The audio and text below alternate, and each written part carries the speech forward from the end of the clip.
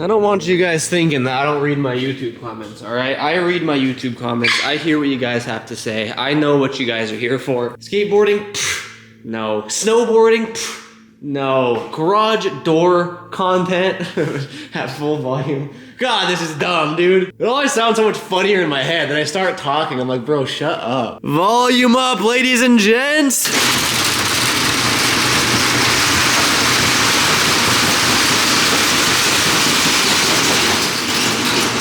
You know what? I feel like we can do better than that. I'm gonna get you guys as close to the motor as I can. Okay.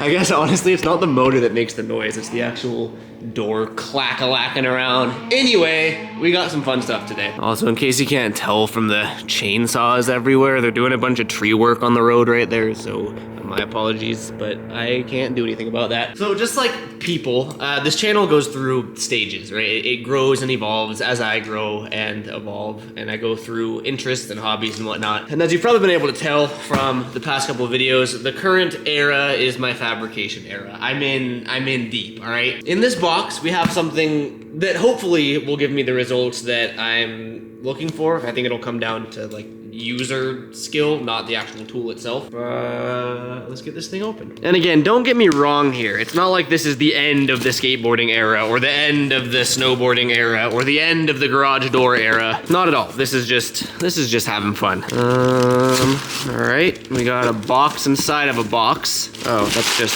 packing paper. All right. I feel like that was not the right way to cut that. I'm trying to like do it in frame of the camera, but that feels so sketch. Voila, I think. I don't know if I know how to use this yet.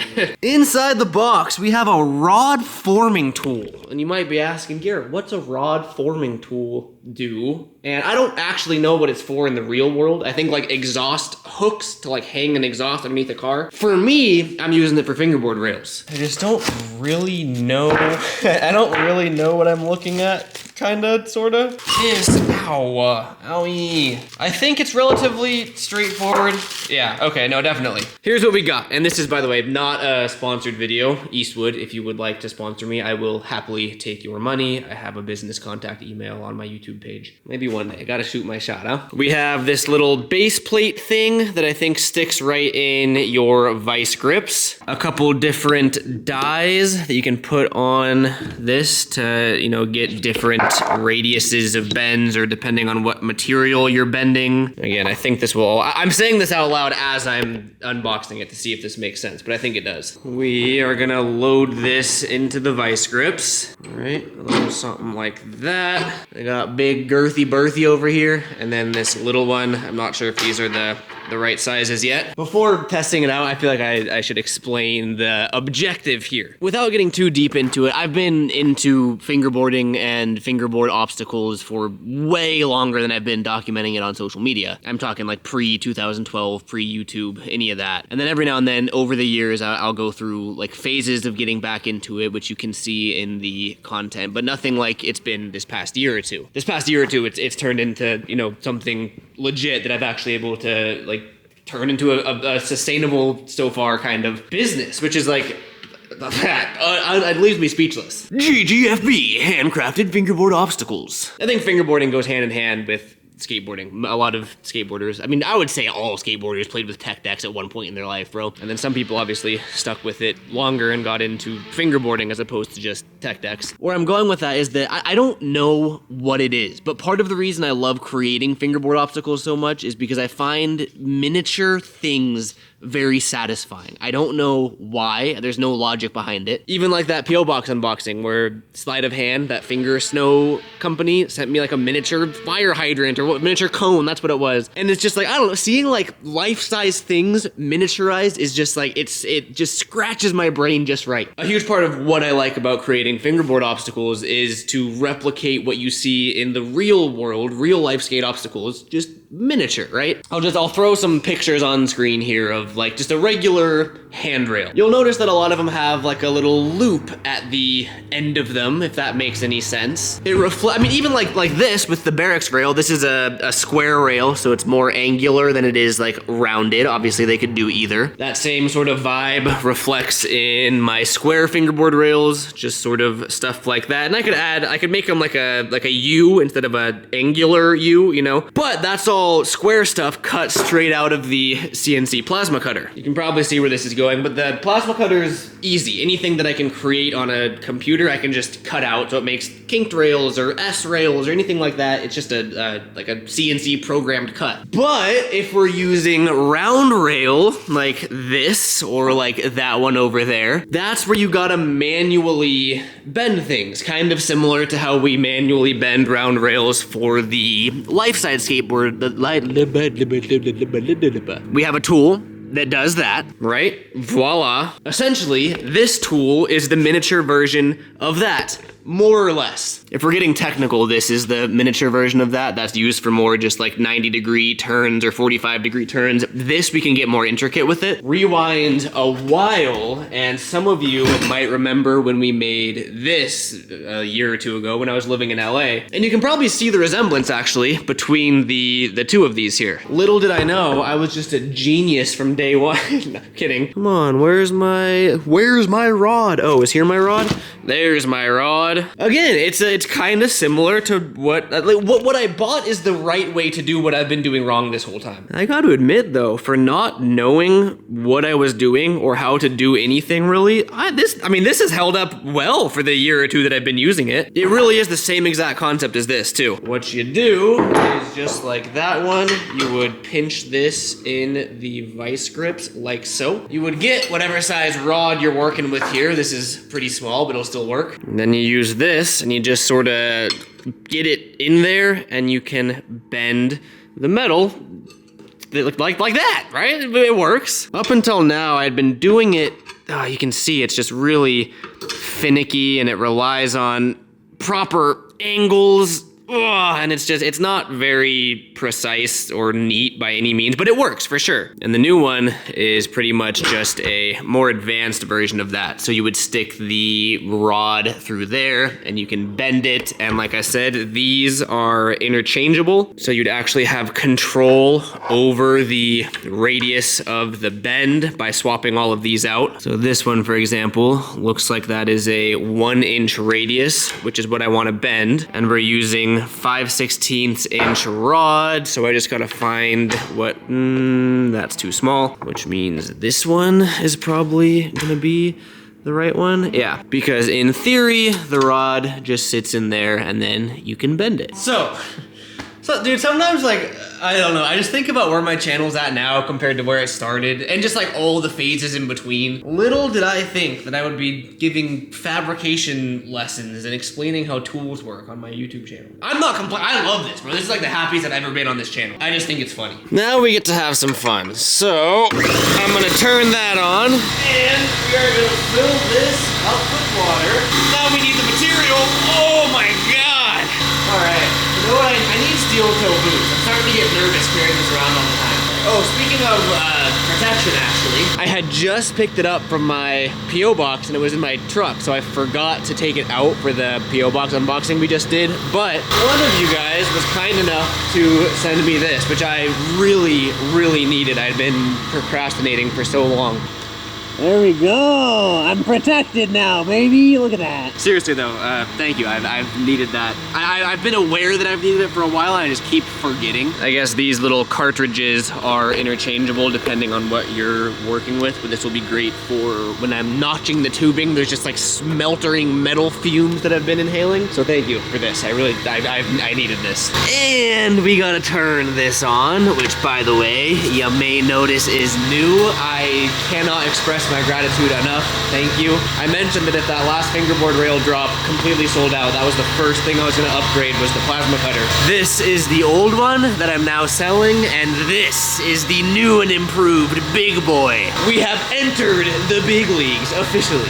Honestly though, like on a serious note, thank you for making that possible. That's a huge step for me in terms of productivity as well as quality, and it's gonna, not just for the fingerboard world, but just general fabrication stuff, like that's a huge improvement for me, made possible completely by you guys, so thank you. And lastly, turn that on and plug this in. All right, I spent this morning designing just some super simple stuff. This one's just a down rail, and this one is a flat down, a super mellow one. And then this one is just, this is an experiment that I want to test out. But the objective here is to cut the base of the rail, because up until now I cut the whole rail out of the CNC machine, right? That means the actual grindable part is square as well. But I want to try just cutting the legs out and then using the new tool and some round rod to make a round grindable section. I'm gonna cut a couple of these out because I'm anticipating that we're gonna mess up a couple times, and then I'm gonna cut out a couple of these just to see how those look too.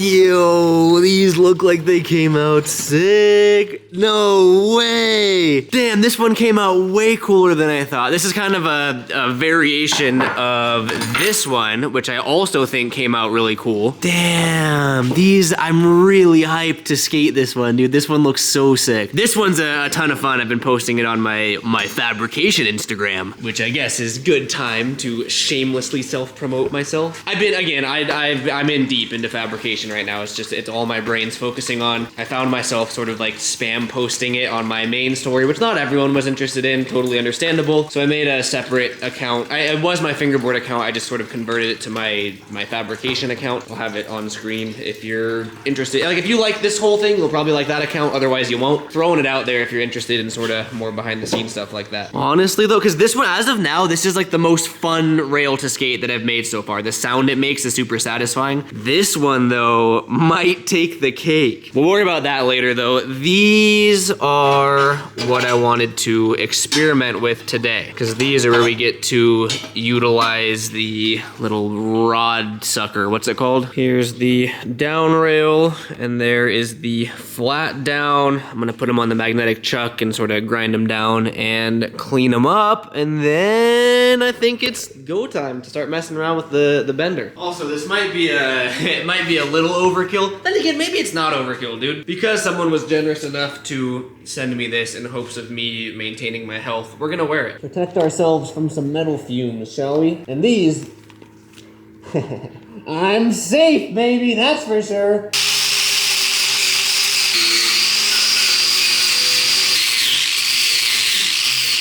There we go, got them all nice and clean. I will admit that I might have gone a little overkill with the safety precautions, but hey, it can't hurt.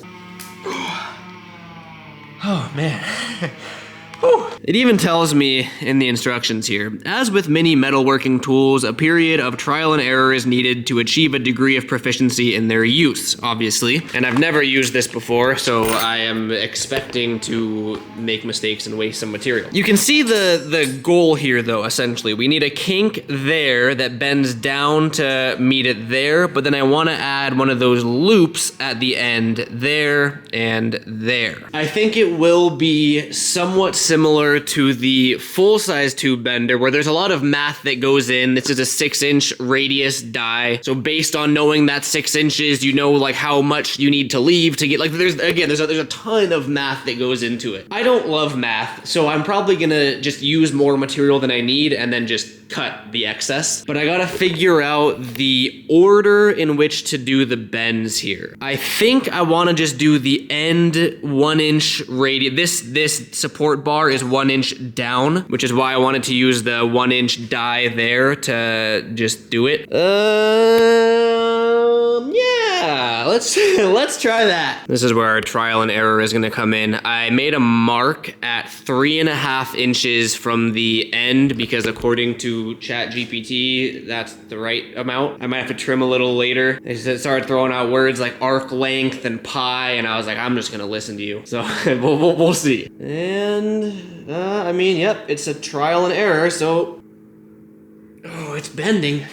Oh, wow, that's pretty satisfying.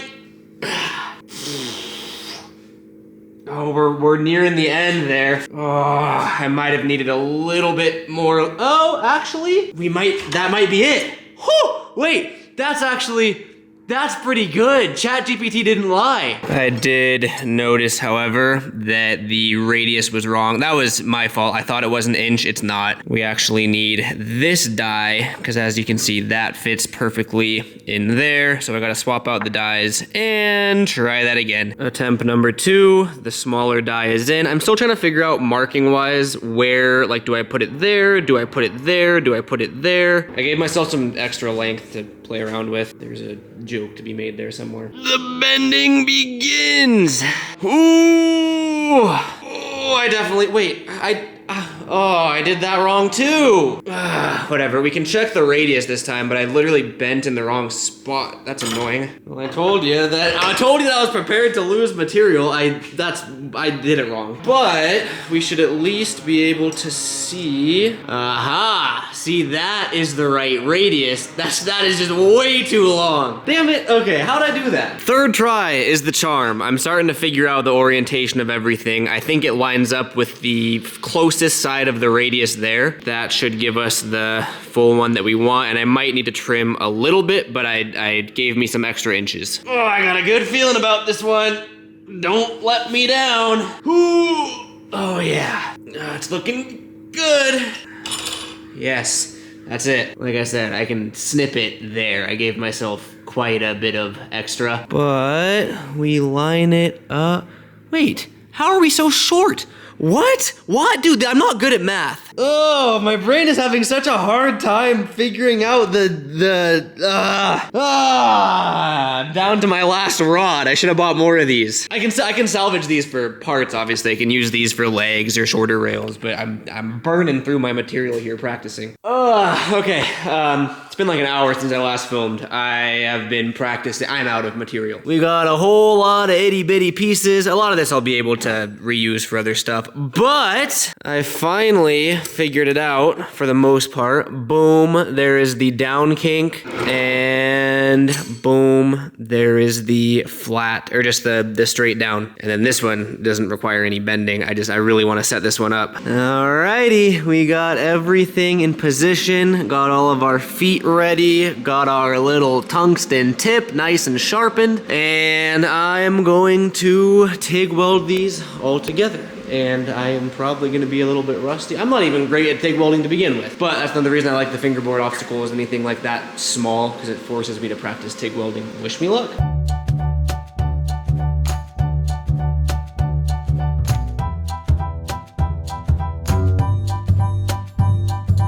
That's like the 4th time that's happened, where like I'm working on a project, I take it over to the welding table and I start time-lapsing it and the camera dies some point through the time-lapse, I just don't notice. It's actually not the next day, it's been 2 days since I filmed that. As you can see, we got everything done and welded and assembled, even this one, the little drop down, I don't even know what to call that. I call it the rail, because that's what sound it makes when you skate it, which I want to make a full-size one like that. Anyway, though, I'm really happy with how these came out. That one is the flat down. I think for version 2 of this, I want to make the kink a little bit more aggressive. This one, just the down rail or up rail. This one, I really like this one. Working on my welds a little bit too. It's hard to get into like the really fine areas like that, but I'm doing okay. And then just finished up a couple others as well. And you may be wondering, or you may not be wondering, why I waited to film, and it's because we got some more boxes. And I'm aware that this video has been a lot of box opening, so let's just open them. Now you see boxes. Voila, magic. Look, we have things. We got some powder coat colors. It's kind of been a while since I ordered these. Looks like I got a blue or a purple, a red, and a yellow, maybe? It really did take a while to get here. I ordered it like a very long time ago. And then we got the powder coat gun. Again, this is all, it's not like professional grade or anything. It's all entry-level stuff, but it is what I used when we made this one. This was my first ever powder coated obstacle. I used the same gun for it, and it works, especially for like hobby level stuff. for what I'm doing. And I wanted to wait for this to come in before I finish this video because you guessed it, we're gonna powder coat the rails. In the last video, we built the powder coat rack and got this whole thing ready. We have the oven wired in and set up. Here we have our pretty temporary powder coat booth. We got the machine all wired up. We got the ground on the bare steel in there. We have our test rail hanging, and again, I did sand inside there, so that steel hook has a direct metal contact. We got it loaded up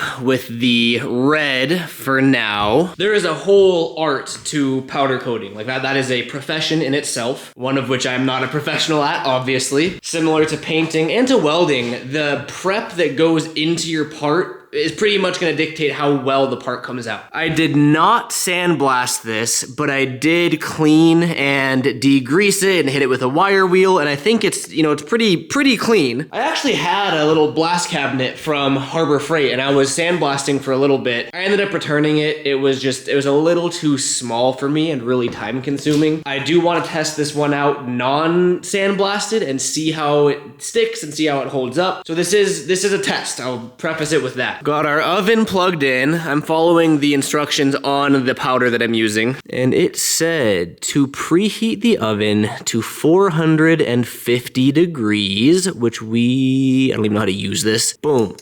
All right, it is preheating. With that preheating, we are going to be using, see, this is a good use case for the respirator or whatever it's called. Thank you again to whoever sent this to me in my P.O. box. All right, there we go. We got about 8 to 10 PSI going to the powder coat gun. Per the instructions, that's what it recommends. I guess let's just give it a shot. All right, here goes nothing. Wow, that's pretty satisfying. Okay, make sure everything gets coverage here. Yeah, this is looking good. Really trying to get everywhere, like all the tight spaces. Get a nice even coat on there. All right, I mean, there we go, right? We got a pretty good and even coat on all aspects of the rail. And now we're just waiting for the oven to preheat, and then we toss it in. The oven just beeped at me, telling me it's ready. So we're taking our test subject here, and we are going to place this one ever so gently right there. We are going to close her up there. I have the oven light on. And then we gotta wait for it to get glossy, which is called flowing out or flow out or something. Again, I'm not an expert here. I'm just following the instructions. Once it gets glossy, we turn it to 400, let it bake for 20 minutes, then take it out. Oh, of course the camera's focusing on the mesh instead of the rail. It's really hard to see, but it has a glossy finish now, which means it's flowing out or whatever it's called. We are now gonna lower that to 400 and set our timer to 20 minutes. Oh wait, can you set a timer for 20 minutes? 20 minutes, starting now. Thank you. I've been putting some work in. I know that that one was supposed to be a test, and I was supposed to wait until I saw it before I did more. As you can tell from the big old pile of powder coat down there, I did not wait. Got some more reds coated, got some purples coated, and I'm doing them in stages. Oh, all right, it's time. Sheesh.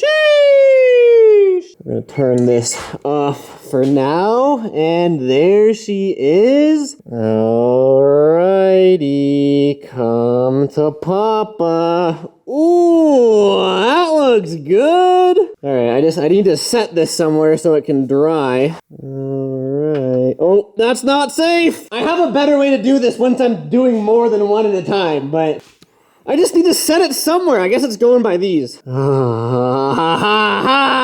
There it is. These ones I just coated, so these haven't been in the oven yet, but the oven is already hot, so I can't put anything in yet until they're all done. I'm trying to use a little bit of every powder. So we have the reds, we have the blues or the purples, and now I'm gonna do this yellow or gold or whatever. We got 3 left, and then once all of them are coated, I'm putting them all in the oven as one big batch. Bring on the gold or yellow. I don't even know what color it is.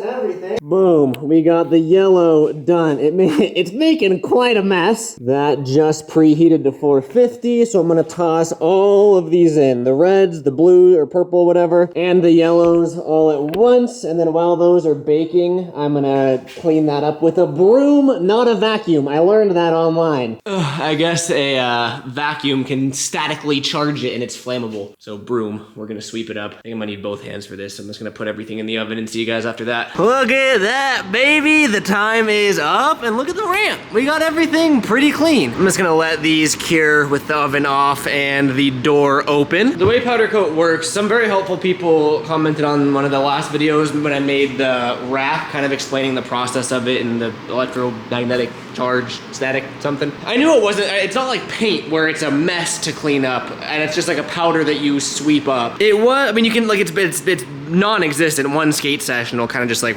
wear through and just not exist anymore. It definitely spread out like a little bit more. Like I spent more time sweeping, pretty much the entire 20 minutes that those were baking, I spent sweeping. So I do think in the future, I am gonna make a little portable booth that kind of contains it all in one area. I thought I could get away without it, but I'd rather just do that next time. Got the rack and the broom just chilling out here for now. And then got the fan kind of blowing everything out. But, I mean, dude, these look pretty perfect, honestly. I also just realized that the purple or blue is black, unless it changes colors when it dries, but that's kind of interesting. They're all like black back there, but it's like blue. Maybe it has to cool down or something. This one should fully be done though, so I want to check this one out. It feels so good. It's hard to explain like the difference between powder coating and spray paint unless you know. It's an actual like thick coating, and you can really see the glossiness of it. And they make all sorts of powder. They make like sparkly ones. I think they make like textured ones. You can do double layers. You can do mixed colors. Like there's a lot of cool stuff you can do with it. Coverage wise, I mean, dude, that I would say that is just about flawless, man. That exceeded all of my expectations and then some. The finish, it adds just like another level of professionalism in my opinion. It feels better. It grinds a whole lot better when you're actually like fingerboarding it. I'm really happy on how that came out, like genuinely. Now I am a bit curious about this one. I want to see if the instructions are different. No, I mean it says it has the exact same instructions as the other colors. It came out like black.